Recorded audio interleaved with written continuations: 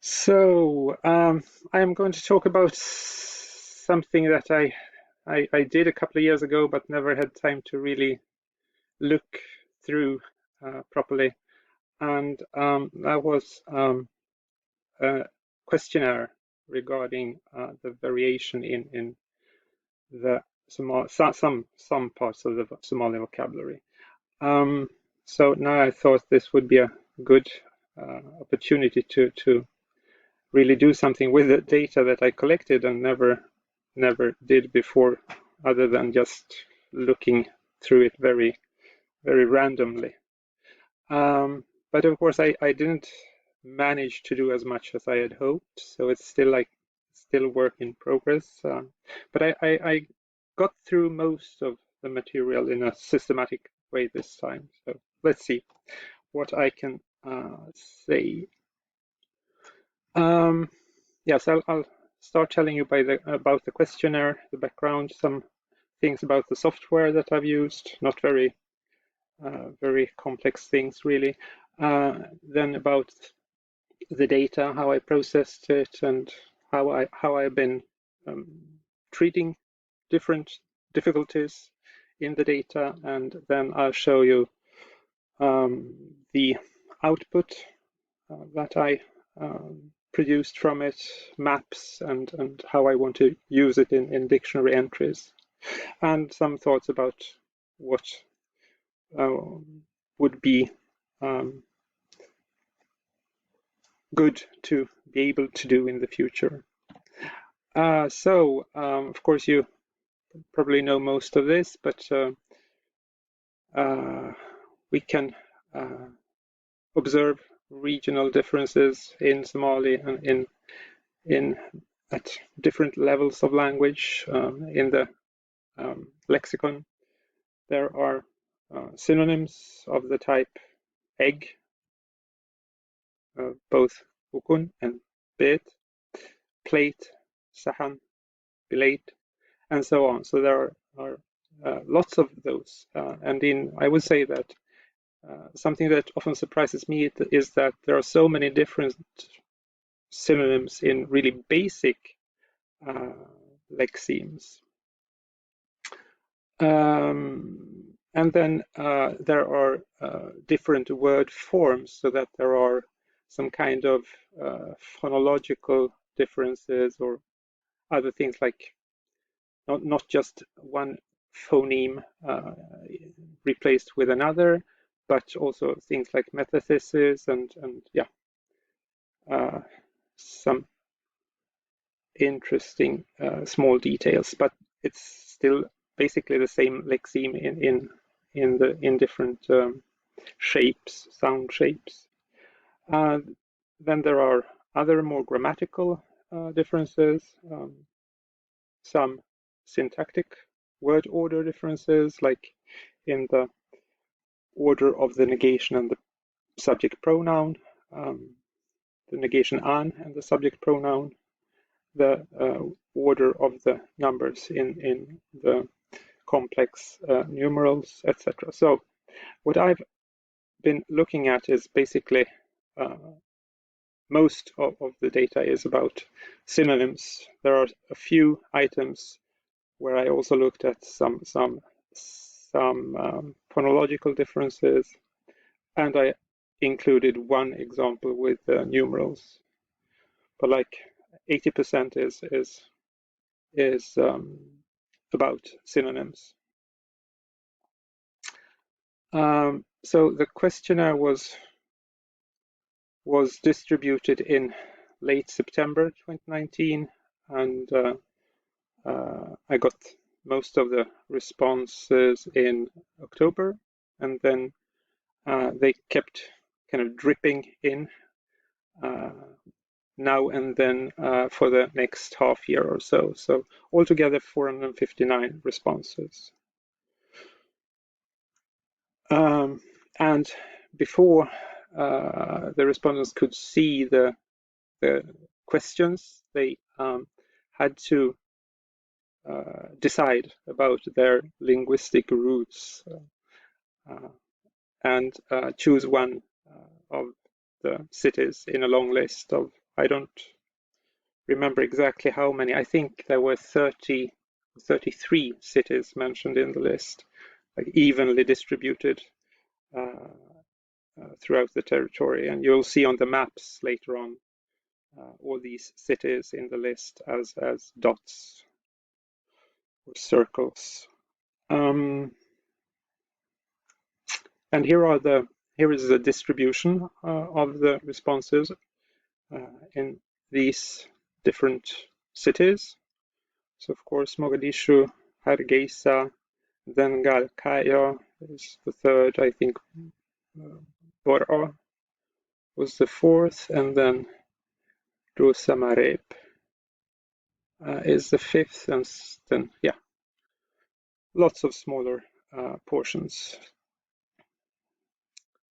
And then the respondents were simply presented with a list of words in both English and Swedish and asked to translate them into Somali.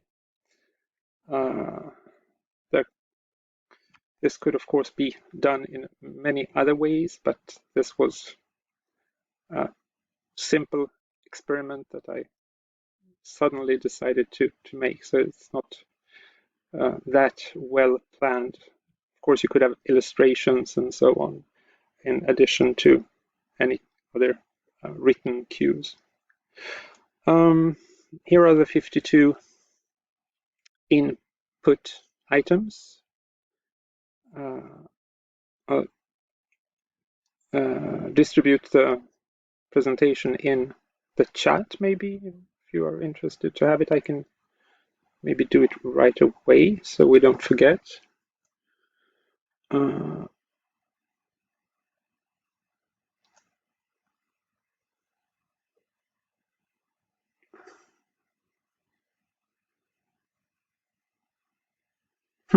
No, I don't find it on my computer. I'll do it maybe through Sabrina later on because I've put it someplace on the computer that is not easily accessible. Sorry. And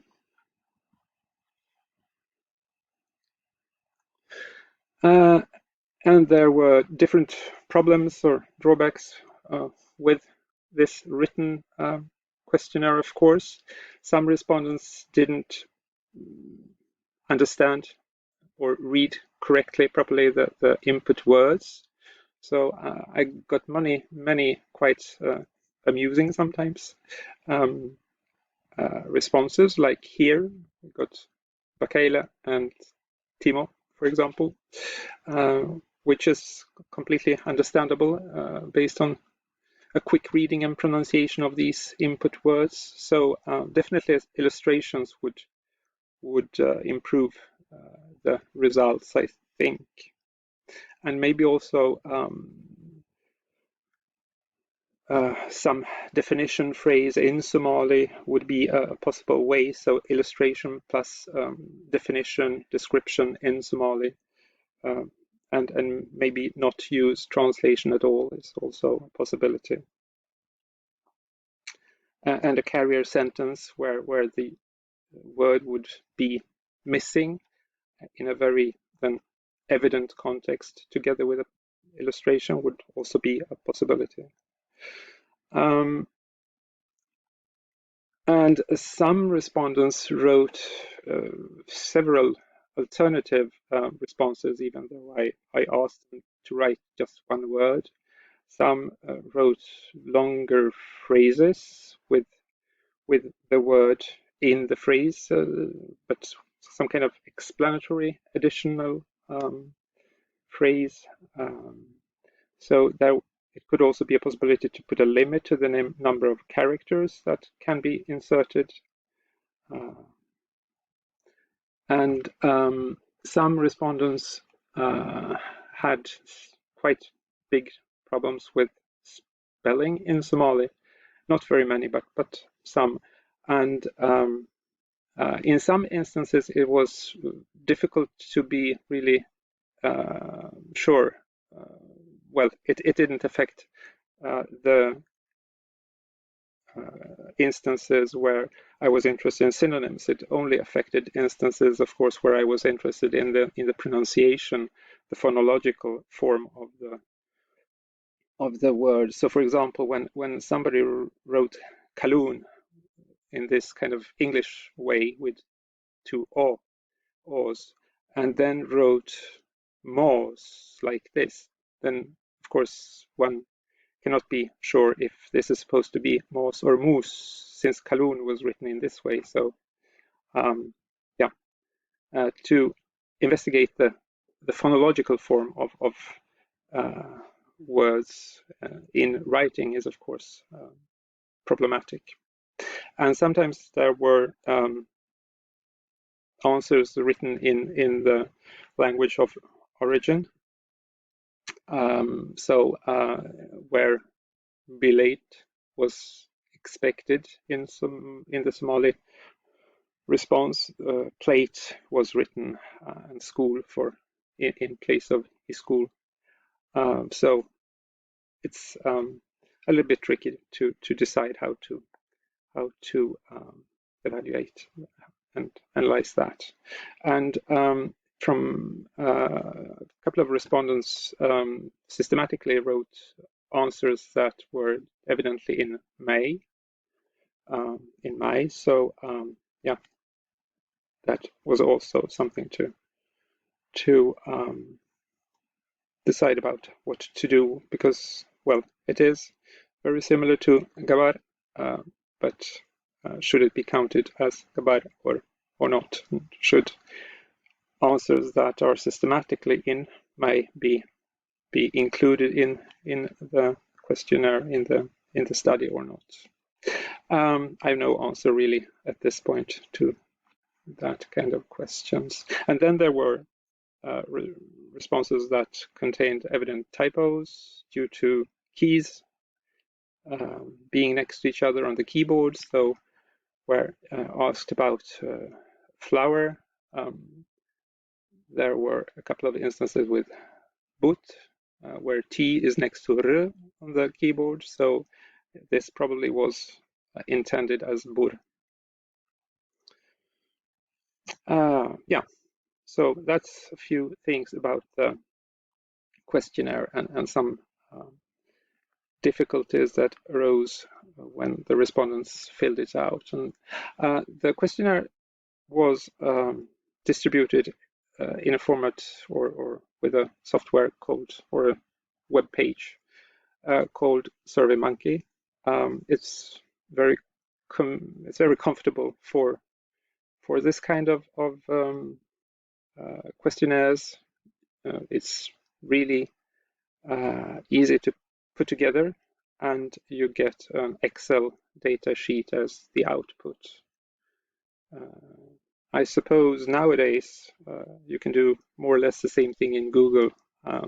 Since I started using this many years ago, I haven't really learned what Google can do. So it's absolutely possible that you can do the same thing today with Google. Then in Excel, I simply divided the data into different columns, every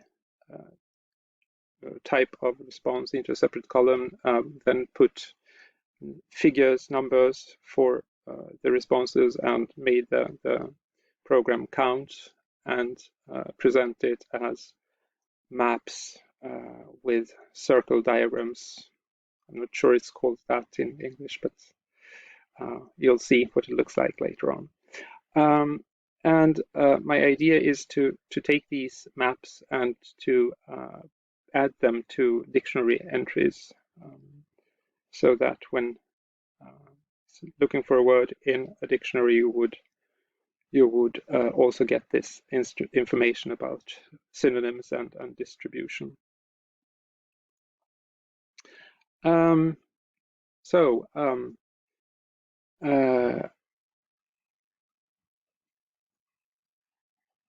Yeah, so of course then I counted the responses per city, and then visualized it as these circle diagrams.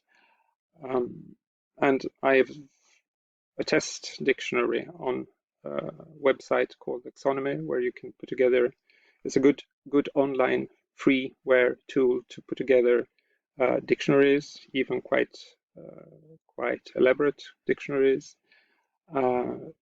And I use this when I teach. So the vocabulary that occurs in the course materials are in this dictionary taxonomy. It's work in progress, so the entries look very each well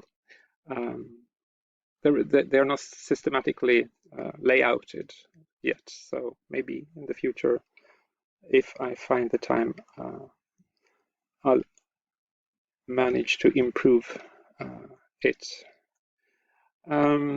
So regarding the confusion sometimes about the meaning of the source word, you get quite a bit of responses where you get neighboring words. So for when I asked for mouse, rat, I got words meaning squirrel and even hyena and other things. So of course, my suspicion is that the respondents have misunderstood the input word, not that they actually, in their variety of Somali, use these items for mouse, rats. But of course, you can never know. Sometimes it's tricky to draw the line. But anyway, I only include in the output data the top alternatives where there are really several respondents who have given us certain answer. So depending on the distribution of the answers, some between 2 and 6 alternatives have turned out to be the ones that really are of interest. So when somebody has entered a synonym that is really uncommon, that is, only 1 or 2 persons have answered something, that still probably is a synonym for the item, required item. I have not included in the output because there are so few responses of this kind. But in the future, of course, also these very uncommon synonyms would be really interesting to have a closer look at. So, for example, for cat, there are really many different synonyms proposed by the respondents. And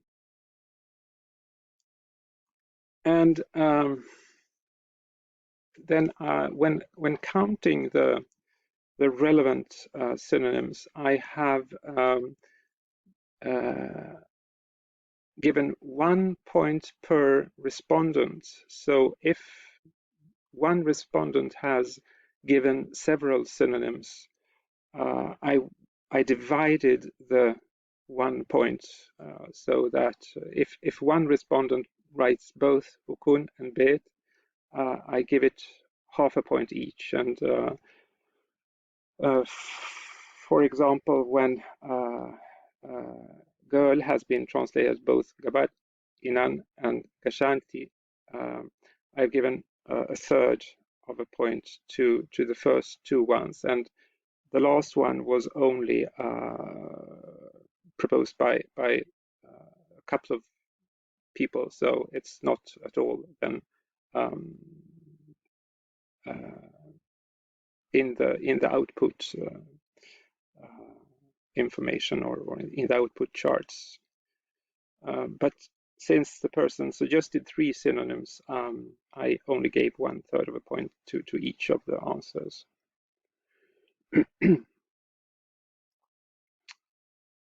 Um, and it's also interesting that to some of the input words, really many respondents, well, quite many respondents gave alternative translations. So, for example, to the word girl, there were quite many respondents that gave alternatives. And for cat, there were really many respondents that gave 4 or even 5 alternatives. And for the word bowl, there was not a single one who gave alternative responses, which I think is also quite interesting because it probably means that the awareness of the other synonym is quite low for this word. So people for this word seem to only know their own word and not the other one. Whereas for many other words, there is a high degree of awareness of different synonyms.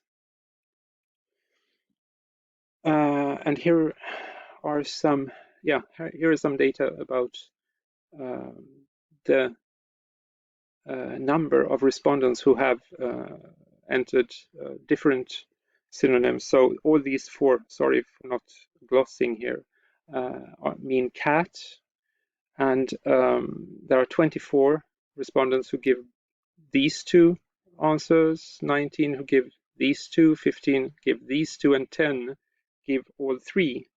And this is quite a lot, I would say, because the instructions were not to give more than one answer. So despite the instructions, then all these people offered alternative synonyms. And you can see that at the bottom of the list are these items that belong to the household, so to say. So these are words that are probably mostly used at home with the family. And that might be a reason why the different synonyms used by others are not that well known.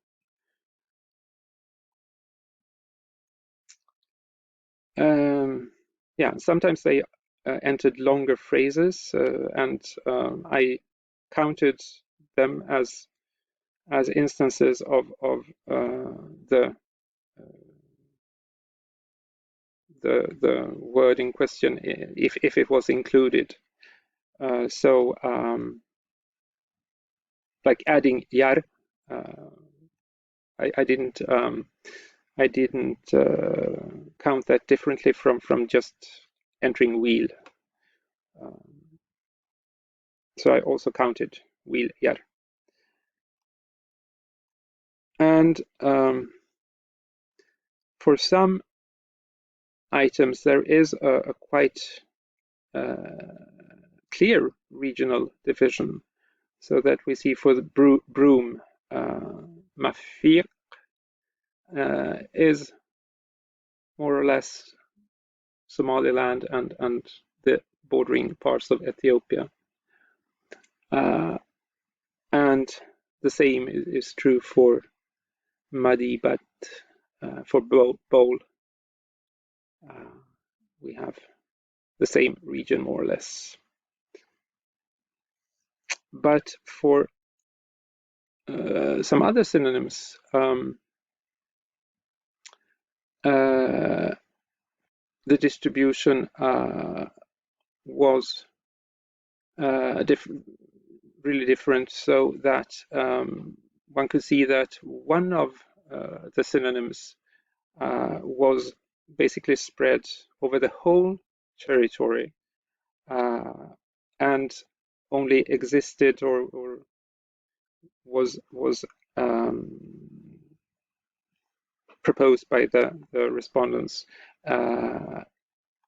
parallel to a more restricted synonym in this area. So in this more or less Somaliland area, wheel is still very much present, even if inan is also given by more or less half of the respondents.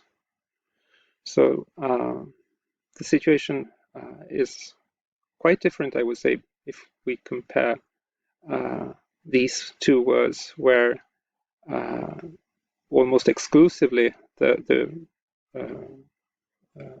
word mafiq is used in this area as compared to some other words where we can see this mix. And then there were also words where a clear regional division is much more difficult to see, where there is a higher degree of mix in the usage over the whole territory. For example, the word for car and the word for half.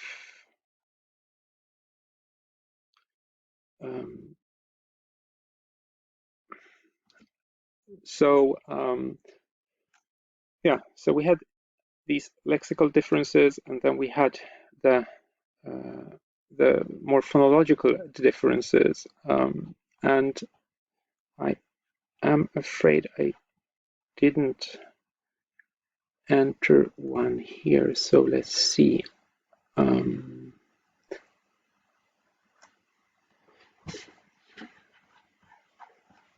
Or maybe we can have a look at that afterwards when I can show the data, and we'll have a look at the phonological differences and the word order. So the output, as I will show you soon on the data sheets, the output is, of course, quite a bit of statistics. You get all the figures, and you can easily have a look at the actual responses in the data sheet, and then the maps and the use of the maps in the dictionary entries.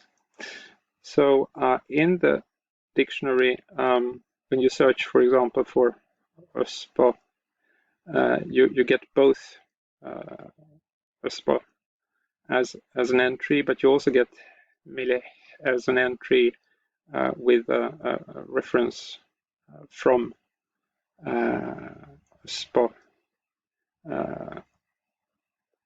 Or no, sorry, this arrow shouldn't, well, it's this way, but it means that Öspo is found inside this entry, that there is a reference made to Öspo in this entry. So if you click on either of the entries, you get the entry with the map under the entry. So you get the entry, you get the synonym, and you get this map showing the distribution in this questionnaire. And what I am hoping to be able to do, or I hope somebody, if I will not be able to do it, that somebody would be able to do it, is to set up a system that allows for a large-scale online questionnaire where you would randomize the questions so that you could have a really large amount of items and not tiring one and the same, or well, tiring the respondents with all the items, but every time a new respondent would enter the system, you would get a completely new set or individual, a set of items that were generated for that respondent. And even with some simple login, just entering the email, you would be able to also avoiding the same respondents from entering the system several times and give multiple responses to the same items. So that, and you could also add new items as time goes by, and also encourage the respondents to enter the system several times. So it would be good to have a way of keeping track of the respondents without collecting any personal data, of course. Just having some very simple way of keeping track of the respondents so that they don't answer the same items several times, and so that they could also enter the system several times and answer new items. And of course, there would be a need for automatic processing of all the data, because just this small amount of data that I had here, I had 52 items and 459 respondents, I think. That's really, to go through all the data manually in the Excel sheet was quite time consuming, even though you have lots of functions that facilitate it, so that you, through sorting, you can process all the responses that are identical to each other. But still, there are so many alternative responses that it really took quite a bit of time to do it manually. So some kind of automatization with regard to the evaluation of the responses would be absolutely necessary. And then also automatization when it comes to exhibiting the results on maps in an online dictionary in real time, so that anytime a new response would be added to the system, it would automatically be exhibited on the maps, or in the different output interfaces. And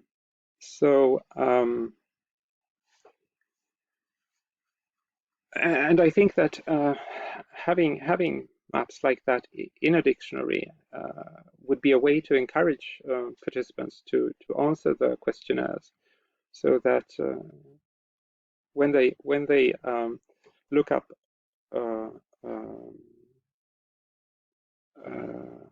an item in the dictionary with a map, there would be some kind of link and encouragement to participate in the further development of the dictionary. Yes, so that was my last slide, and I now wanted to show you the data. So let's see if we can do it like this.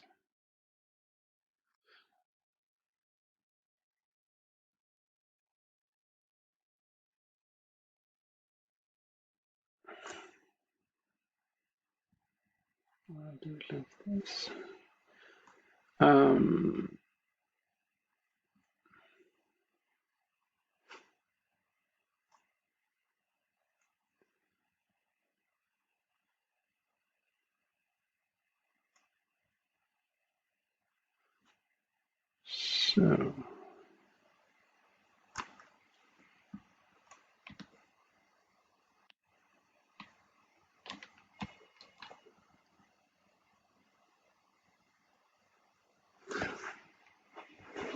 So yeah, so for example, then for this item, ball, I have only two different synonyms that I've been entering into the output, and that's Kubat and Banoni. And if we click on this, we can see all the different answers that I have counted. So we can see that there are some odd spellings. I still have considered them good enough to represent the lexeme, although in sometimes a little bit odd phonological shapes. I suppose that this person probably pronounces with a G, with a G, because it's a key on the keyboard that is quite far from K, so it's probably not just a typo. But it's still, I would say, is a representation of the same lexeme in a different phonological shape. Then Conrad is, of course, much more less evident, but it might be also the effect of spell checkers altering things, and well, depending on how the machine is set up, I suspect that spell checkers might even interfere with what you write in this kind of internet questionnaires. And then we have the figures for the 33 cities, and then of course the list of items, so that you can have a look at all the data.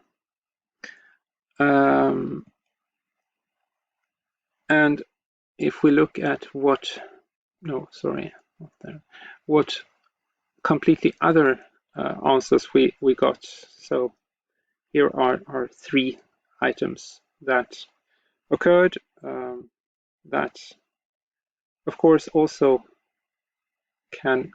could be interesting to have a closer look at some point, but since they are only given by one respondent each, I just left them at this stage. And you can easily also have a look at the cities where these answers come from. If we take away that one, we can see that Bol is from Hargeisa, and Bir, whatever it is, if it is really Bol, Wajir, and Sa'an from Hudur.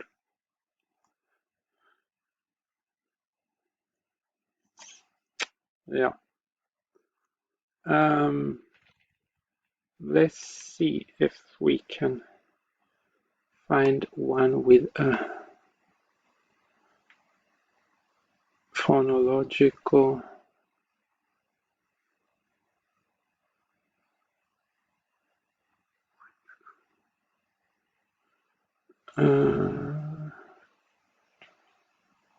yeah, a fox is a word with just a phonological difference. So we have, let's see, the map.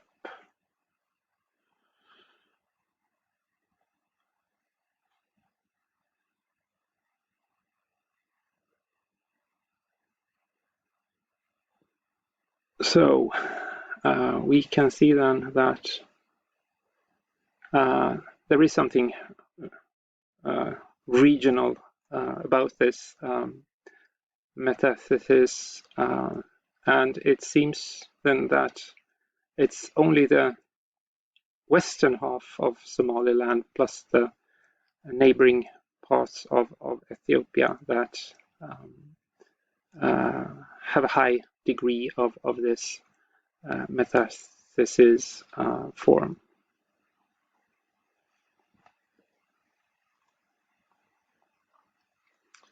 And let's see, I didn't divide the r and d for this word yet.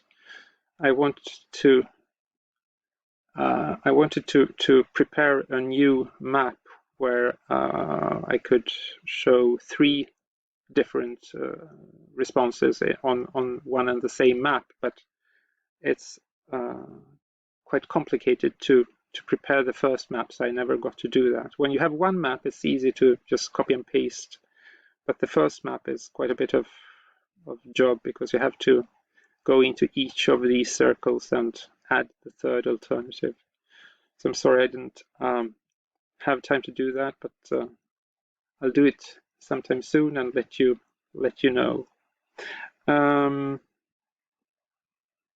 So yeah, how much is also a nice one.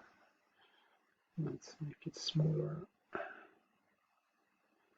Where at least I myself thought that MEPA would not be as frequent as it turned out to be in this questionnaire. It's actually slightly more common in the responses than IMISA.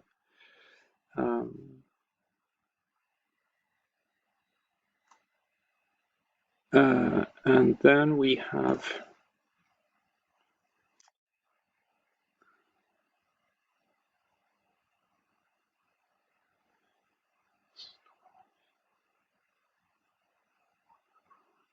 the O and A forms of the